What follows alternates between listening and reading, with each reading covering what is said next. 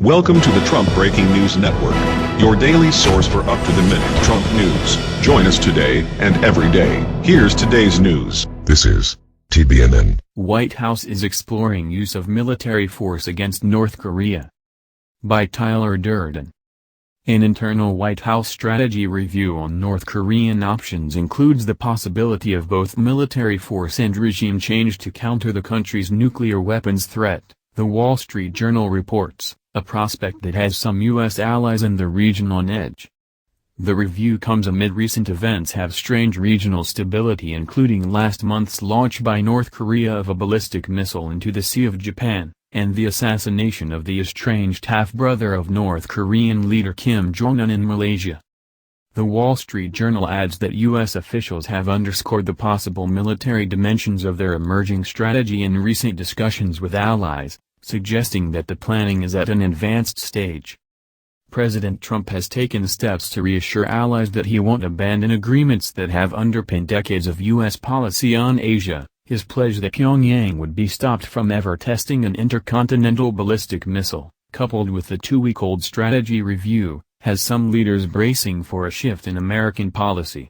During Japanese Prime Minister Shinzo Abe's two-day summit in February with Mr. Trump, U.S. officials on several occasions stated that all options were under consideration to deal with North Korea, according to a person familiar with the discussions. It was clear to the Japanese side that those options encompassed a U.S. military strike on North Korea, possibly if Pyongyang appeared ready to test an ICBM. The Japanese side found that scenario worrisome, he said.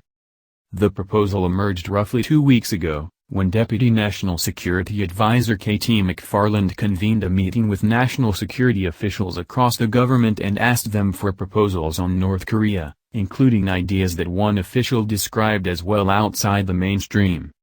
The request was for all options, ranging from U.S. recognition of North Korea as a nuclear state to military action against Pyongyang. Ms. McFarland's directive was for the administration to undergo a comprehensive rethink of America's North Korea policy. The national security officials reported back to Ms. McFarland with their ideas and suggestions on Tuesday. Those options now will undergo a process under which they will be refined and shaped before they're given to the president for consideration.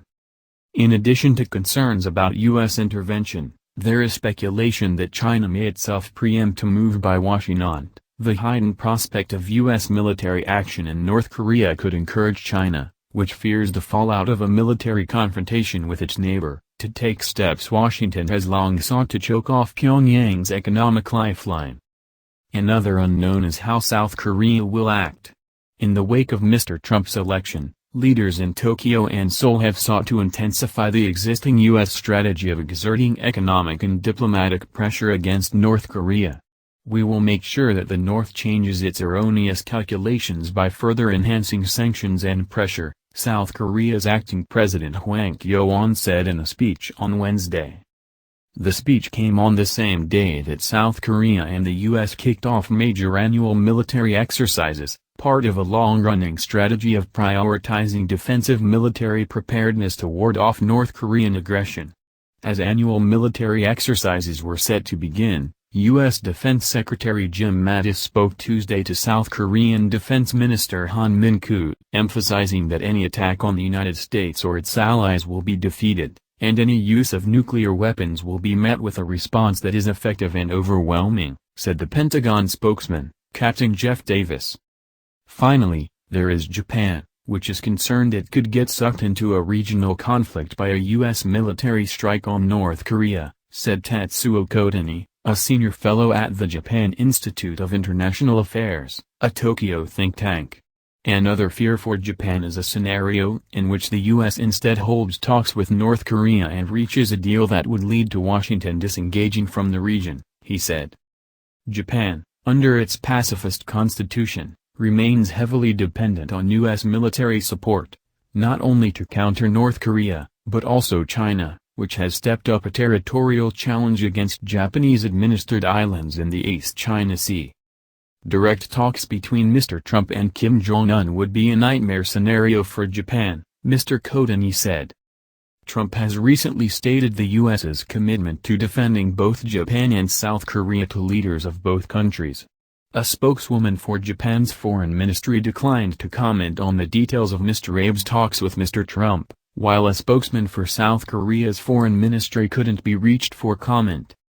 Meanwhile, in yet another potential escalation point, the U.S. is in the process of installing advanced missile defenses, known as the Terminal High Altitude Area Defense System, or THAAD, in South Korea.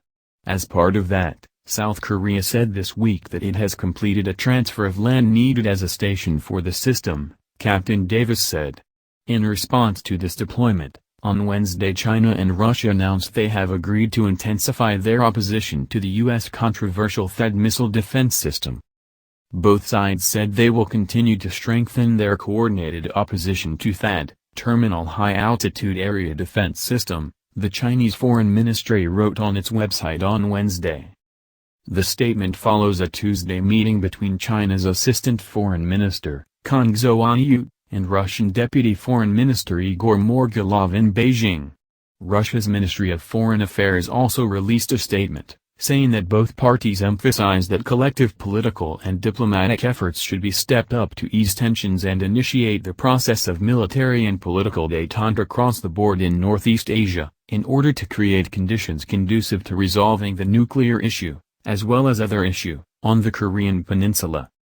It comes after the South Korean government signed a land swap deal with retail giant Lot on Tuesday, which will see the company exchange a golf course for military-owned land near Seoul. The golf course will become the future home of THAAD. THAAD is an advanced system designed to intercept short, medium, and intermediate-range ballistic missiles during their terminal flight phase. Equipped with long-range radar, it is believed to be capable of intercepting North Korea's intermediate-range ballistic missiles. China has repeatedly spoken out against THAAD over fears that it will undermine its own ballistic missile capabilities, and previously urged Seoul and Washington not to go ahead with the system's planned deployment. Ahead of the Tuesday signing of the deal, Chinese Foreign Ministry spokesman Zheng Xuang warned of consequences against Washington and Seoul if the agreement were to go ahead, claiming the system severely disrupts regional strategic balance and jeopardizes the strategic security interests of regional countries including China. China will definitely take necessary measures to safeguard its security interests, he said during a news briefing, adding that all the consequences entailed will be borne by the U.S. and the Republic of Korea. Beijing has already taken measures which some claim are retaliatory against the deal, including halting Lot's multi-billion-dollar real estate project in China and canceling the visits of South Korean celebrities to the country. As for Russia, the country previously urged those involved in the THAAD system to consider the escalated tensions it will inevitably cause. Last month, Moscow appraised the situation around the Korean peninsula as exhibiting a high likelihood of becoming volatile, and emphasized the counterproductiveness of the line being taken by certain governments in exacerbating these tensions and instigating an arms race in the sub-region, as well as the increase in the scale of military drills. However, the U.S. and South Korea maintain that THAAD is a defensive measure against Pyongyang. South Korean officials have said they expect the missile system to be deployed and operational this year, with one stating earlier this month that deployment could be completed by August. And just like that, suddenly the very precarious peace in East Asia suddenly depends on the actions of an irrational dictator. While for now the U.S. appears to be on the fence about a military intervention, or regime change, that will surely change should Kim Jong Un decide, unexpectedly, to launch another ballistic missile, something he is known to do with increasing frequency. Which means that suddenly the stability of a great part of Asia is in the hands of the man in the photo below. That's the news. Join us here every day. Be sure to subscribe and click the bell. See you next time. This is TBNN.